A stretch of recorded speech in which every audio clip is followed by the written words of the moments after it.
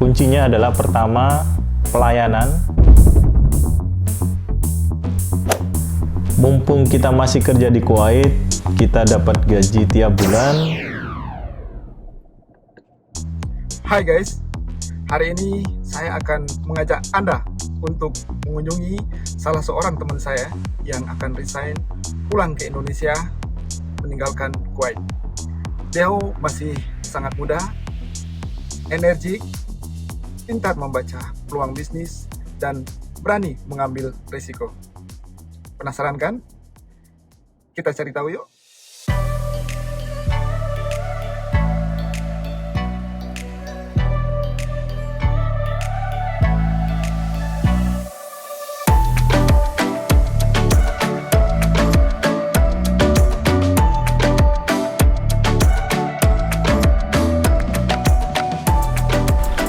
Guys, saat ini saya sudah berada tepat di depan pintu flatnya Mas Tikno. Flatnya nomor 13. Angka keramat guys. Kita ketuk aja langsung yuk.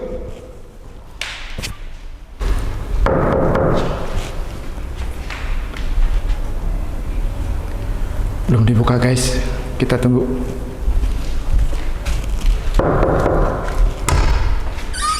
Halo Mas Tikno, Halo, apa Pak kabar? Gede, apa kabar? Waduh, sehat ya? Pak. Silakan Ya. masuk, Pak. Ya, Mari, makasih. mari. Gimana? Udah selesai urusannya semua? Lagi jalan, Pak. Belum selesai, lagi proses. Oke. Silakan duduk, Pak. Ya, makasih. Guys, saat ini saya sudah bersama teman saya, Mas Sutikno, di kediamannya. Kalau kata peribahasa, kalau tidak kenal maka tidak sayang. Silakan Mas Tikno, memperkenalkan diri dulu. Ya, terima kasih, Pak. Nama asli saya Sutikno. Sekarang umur 42 tahun. Saya kelahiran Malang, Jawa Timur. Ya.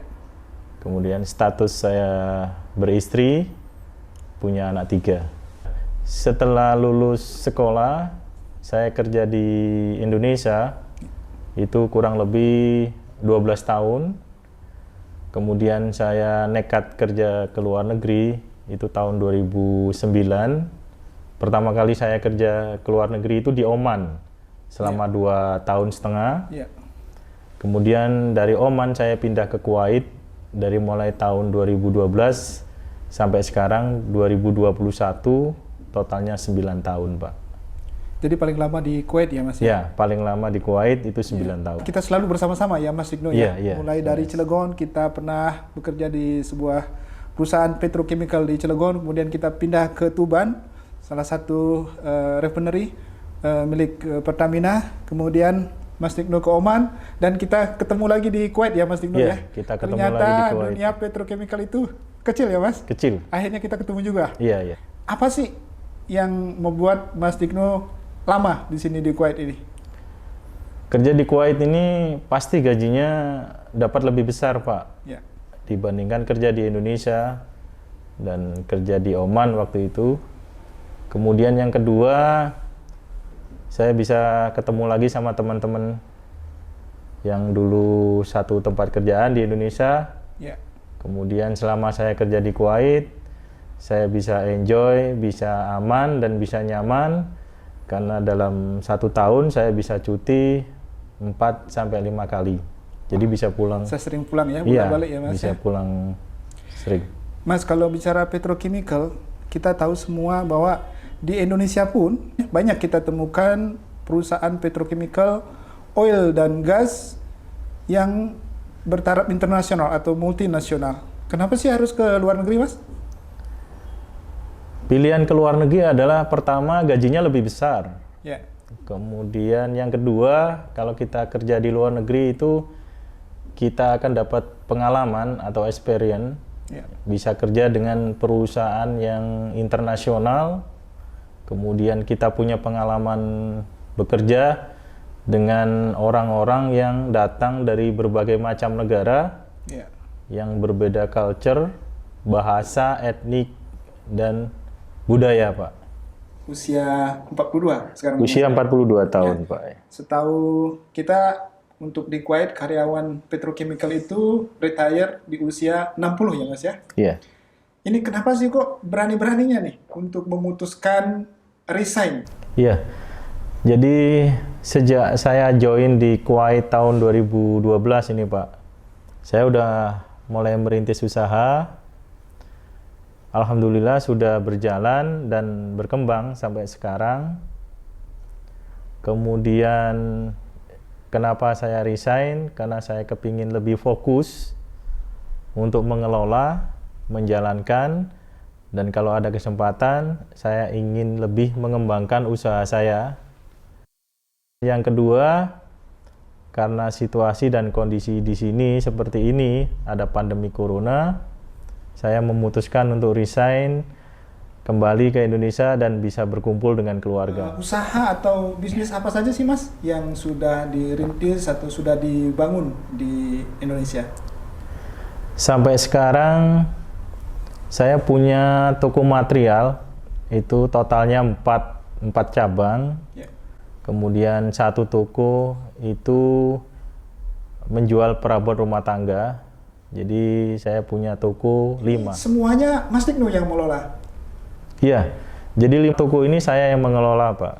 Tapi karena kondisinya saya kerja di luar negeri, di Kuwait, jadi dalam sehari-harinya saya bekerja sama dengan partner atau dengan seseorang yang tugas sehari-harinya mengelola, memanage masing-masing toko. Dan kemudian kebetulan istri di rumah, itu istri ikut membantu, mengawasi dan sekaligus sebagai bendahara tempat keluar masuknya uang. Jadi istri adalah kepanjangan tangan dari Mas Tikno, walaupun Iya. jauh dari tempat bisnis, tapi tetap bisnis itu bisa berjalan ya. Saya yakin teman-teman semua pasti bertanya-tanya, karena untuk menjalani bisnis dengan jarak jauh seperti ini, bisnis tetap bisa berjalan, kita bisa tetap bekerja di sini, sesuatu yang tidak mudah. Hambatan yang saya rasakan adalah karena dari awal saya merintis usaha itu dari nol. Ibaratnya pepatah orang Jawa itu babat alas, Pak. Ya. Jadi tantangannya cukup berat. Kemudian kendalanya adalah di waktu dan komunikasi. Karena waktu saya terbatas, cuma bisa mengelola usaha itu waktu cuti. Jadi ya gimana kita ngaturnya supaya tetap usaha itu tetap berjalan. 4 toko material ini Mas, ini apa sih perbedaannya ini antara satu yang lainnya nih? Perbedaannya sih sebenarnya terletak di lokasi aja, karena 4 toko ini sebenarnya cabang. Ya. Jadi lokasinya saling berjauhan, kira-kira 4-6 km. Ya. Kemudian kita mengambil segmen pasarnya itu yang berbeda lokasinya. Dari hal apa yang dijual itu tidak ada perbedaan, semuanya sama. Ini lokasi daripada toko-toko material Mas Tikno ini berada di pedesaan? Iya, di pedesaan Pak. Jadi di pedesaan lokasinya agak masuk dari jalan raya. Ya, luar biasa. Ternyata itu laku ya Mas ya? Ya, alhamdulillah sampai sekarang tokonya berjalan. Ya, mudah-mudahan bisa berkembang. Mas, ini di masa pandemi seperti ini, kita tahu semua bahwa banyak bisnis yang collapse ya. Bagaimana dengan toko material, Mas? Kalau toko material sih sampai sekarang alhamdulillah masih bisa berjalan, Pak. Tapi memang omsetnya ada penurunan, tapi tidak terlalu signifikan. Kemudian karena ekonomi sekarang juga lagi susah, daya beli masyarakat turun, itu berpengaruh dengan penjualan tiap hari. Jadi omset agak turun, tapi nggak terlalu banyak. Tapi tetap lancar ya Mas? Ya, memang tetap kita lancar. Kalau bicara tentang material bangunan itu memang orang membangun itu tidak ada habis-habisnya ya Mas? Iya. Kita nggak bisa menghindari dari persaingan atau kompetitor ya. Bagaimana cara Mas Tikno agar tetap eksis untuk mengatasi kompetitor-kompetitor di bidang usaha yang sama? Ya, jadi biar usaha saya ini tetap eksis dan tetap berjalan, kuncinya adalah pertama pelayanan atau service ke pembeli atau customer. Ya. Kemudian yang kedua adalah kepercayaan atau trust. Ya. Kemudian yang ketiga adalah harga. Harga kita harus bisa bersaing dengan mengambil untung yang sedikit, kita bisa menjual barang lebih banyak, itu untungnya juga akan dapat lebih banyak, Pak. Ya. Termasuk juga lokasi daripada toko Mas Tikno yang sudah mendekati area pemukiman pedesaan itu juga menjadi benefit tersendiri ya. Iya. Karena orang desa tidak harus pergi ke kota untuk membeli material, apalagi mungkin mereka hanya butuh material-material yang tidak terlalu banyak begitu misalnya. Ya, jadi lokasi toko ini keempat-empatnya kita lebih mendekat ke konsumen, ke perkampungan penduduk, jadi kita lebih gampang untuk mencari pembeli. Yang paling diperhatikan jika kita masih bekerja di luar negeri tapi ingin merintis usaha atau bisnis di tanah air. Jadi dari pengalaman yang saya alami, itu kuncinya adalah kita harus cari partner, Ya. cari seseorang yang bisa mengelola, menjalankan, dan memanage usaha itu tiap hari, Pak. Dan satu lagi kuncinya, orang itu harus bisa bekerja dan bisa dipercaya. Karena kita kerja di luar negeri dan kita merintis usaha itu di Indonesia. Kemudian peran istri itu harus diutamakan. Ada tips mungkin Mas untuk teman-teman yang masih bekerja di sini dan ingin membangun usaha? Kalau tip dari saya, mumpung kita masih kerja di Kuwait, kita dapat gaji tiap bulan, itu bisa kita gunakan untuk modal investasi di Indonesia. Jadi bagi teman-teman yang kepingin merintis usaha, itu bisa kita gunakan untuk modal dan segera kita mulai usaha, karena usaha itu butuh waktu untuk berjalan lancar dan untuk kita kembangkan di kemudian hari. Jadi usaha yang lebih baik adalah usaha yang segera dimulai.